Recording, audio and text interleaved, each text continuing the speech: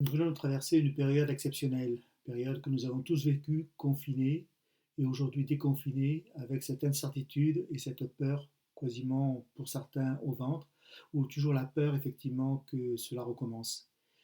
Et dans le monde de l'entreprise, à la fois que ce soit en télétravail ou éventuellement aujourd'hui en reprise de travail progressif, il y a une donnée qui est apparue essentielle, c'est la maîtrise de l'émotion et de l'intelligence de l'émotion. On en parlait très peu auparavant, relativement peu, même si certaines entreprises étaient ouvertes à ce entre guillemets, concept, cette approche qui était plutôt malvenue, puisque parler de l'émotion était quasiment un gros mot.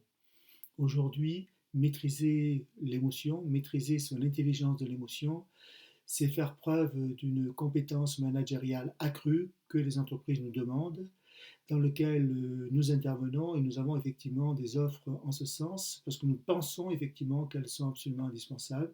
Nous pensons qu'il faut soutenir les collaborateurs, qu'il faut soutenir les managers dans ces situations et que tout ne va pas se faire comme ça par hasard.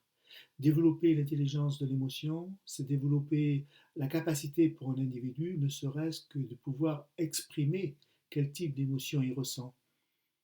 Lorsque je pose la question aux managers quelle émotion vous ressentez, en général, on a du mal à les identifier.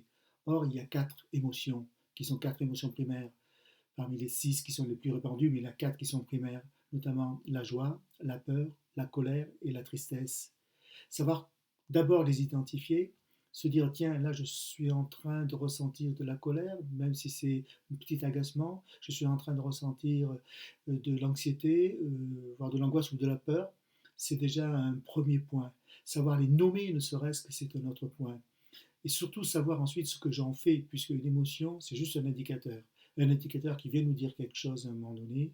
Ne pas savoir effectivement quoi faire de cette émotion serait effectivement une forme d'erreur managériale à mon niveau et au niveau du collaborateur qui est en face, qui peut ressentir aussi une émotion. Dans la première phase qui est à faire pour un manager, c'est développer son intelligence de l'émotion.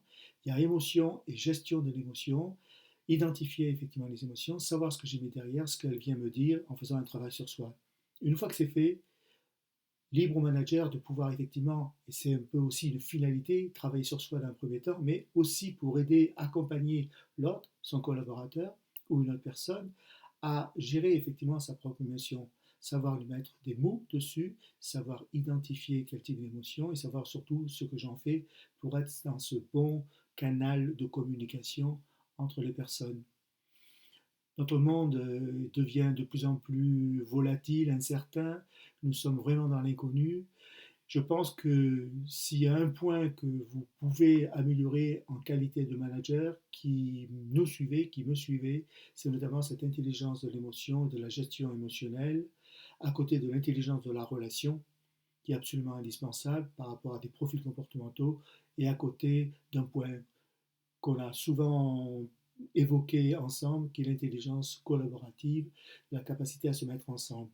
Mais on ne peut pas évoquer l'intelligence collaborative sans avoir évoqué 2 sujets fondamentaux pour moi, l'intelligence de la relation et l'intelligence de l'émotion.